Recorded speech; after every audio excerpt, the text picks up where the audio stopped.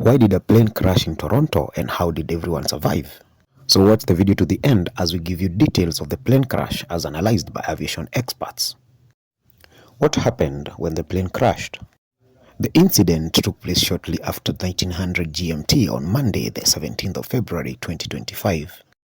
It involved a model CRJ-900 plane operating as Delta Airlines Flight DL-4819. The aircraft arrived at Toronto from the US city of Minneapolis and was carrying 76 passengers and 4 crew members. As it landed, the plane appears to have struck the runway, slid from some distance, and then flipped over. Miraculously, everyone on board escaped the wreck without critical injuries, officials said. At a press conference that Monday evening, the airport's fire chief Todd Aitken said 18 people were hurt, though none of them were believed to have been badly injured when the flight crashed on the tarmac. However, paramedics had previously said that 3 people were in critical condition, including a child, before Aitken shared the update. All people made it off the plane before it burst into flames. The flight, operated by the airline subsidiary Endeavour Air, took off from Minneapolis at about 11:47 a.m. and crashed at about 2:15 p.m. It was not immediately clear what caused the plane to go belly up, but Aitken noted that the runway was dry and there was no crosswind conditions. The mangled airliner was left smoldering on that snowy tarmac as dazed passengers scrambled out. The Bombardier CRJ-900LR had one wing severely crumpled and the tail section was partially sheared off. A terrifying video of the wreckage shows a pair of firefighters jumping out a side door of the aircraft and sprinting to safety just seconds before the massive fireball erupted from the fuselage. Paramedics said they transported the 3 gravely injured passengers to 3 different hospitals. They included a pediatric patient, a man in his 60s, and a woman in her 40s. The age of the child who was injured was not immediately clear, and the identities of the other 2 hurt passengers were not provided. Airport staff said that the airport had shut down all arrivals and departures in the wake of the crash. A dramatic video posted on Facebook by a passenger shows the firefighters, paramedics, and other emergency personnel frantically making their way across the snow-swept runway to the upside-down plane. Ashley Zook, a passenger on the plane, posted several videos capturing the chaos on her Snapchat story, including one of her hanging upside down and while still strapped in her seatbelt immediately after the crash. "I was just in a plane crash, oh my God," Zook gasped as she looked back at the decimated aircraft in horror. Other passengers captured what they could after deplaning while staggering away from the wreckage. Outside the plane, passengers shot videos and photos with cell phone cameras as firefighters tried to douse the flames. During the crash, the plane briefly skids on its belly before lowering over, sending smoke and powdery snow shooting into the air. "When we hit, it was just super hard. It hit the ground and the plane went sideways," said a passenger, John Nelson, adding that it was amazing that they were still here, and even then he still felt the smell of the jet fuel. By Tuesday afternoon, the plane wreckage was barely recognizable, camouflaged against the ground by snow and plastered across the frozen fuselage, its left wing crumpled and the right wing missing. Monday's crash is the latest incident in a deadly year for air travel in Northern America.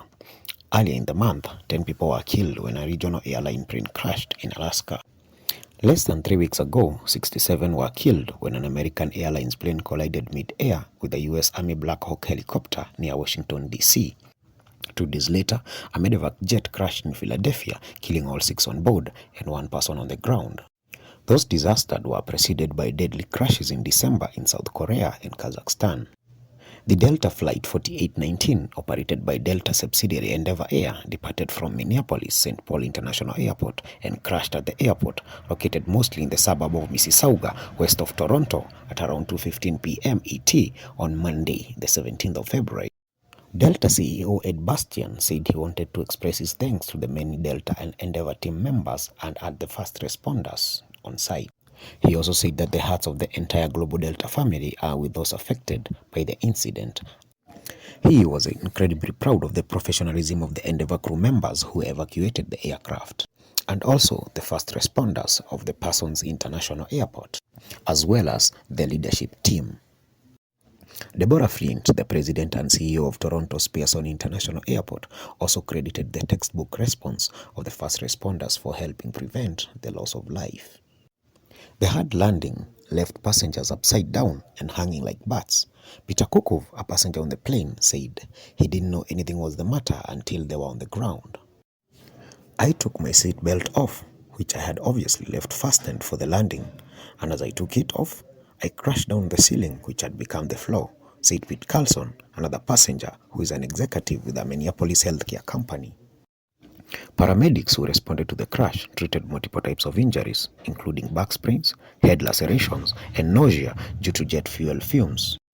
The video of the crash does not appear to show the usual flare of the jet, where the pilot pulls up the nose just before landing, exposing the wings to more air resistance, slowing down the jet for the landing. A former Inspector General of the Department of Transportation and now an aviation analyst, Mary Schiavo, said, "There was no attempt to flare at all, which slows down the plane. So why did the plane overturn?" Ken Webster, a senior investigator with the Transportation Safety Board of Canada, said it is too far early to say what caused the accident. The crash on a Monday happened on a gusty day following a heavy snowfall. Flint, however, added that on Thursday and Sunday they got more than 20 inches of accumulated snow, which was more snowfall than the area received of all the previous winter. The runway was dry and there was no crosswind conditions, said Todd Aitken, the airport fire chief. However, an air traffic controller told the Delta pilot that there were winds of up to 26 miles per hour, gusting up to 38 miles per hour, blowing across the plane's path at a 40-degree angle, according to a recording of the airport's tower radio traffic. The wind at Pearson was reportedly blowing snow into the air with a visibility of 5 miles. Aitken, in a Tuesday briefing, declined to speak more of the weather conditions, deferring further questions due to the ongoing investigation. A retired pilot, Les Abend, said that the weather conditions may have become treacherous before the pilots were able to adapt. The cockpit voice recorder and the flight data recorder were recovered from the plane, Webster said. The recorders were sent to their lab for further analysis, he added, but he didn't say on what condition they were found. Videos of the crash could explain why the aircraft overturned after landing, according to Steve Wallis, a former director with FAA Office of Crash Investigations. "You see the right wing fails, but the airplane is going quite fast, and that the left wing is generating a tremendous amount of lift," Wallis said. "So that immediately causes the airplane to roll inverted. That is quite clear."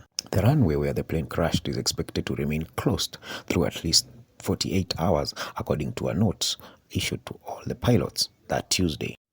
With over 20 investigators on the ground, we do expect that the investigators on site will be reviewing the aircraft on its current configuration on the runway for the next 48 hours. As we await for the reports from the investigation, make sure you stay tuned in to get more details on what really caused the accident. So please like the video, make sure to subscribe so that you can join the community, and please turn on that notification bell.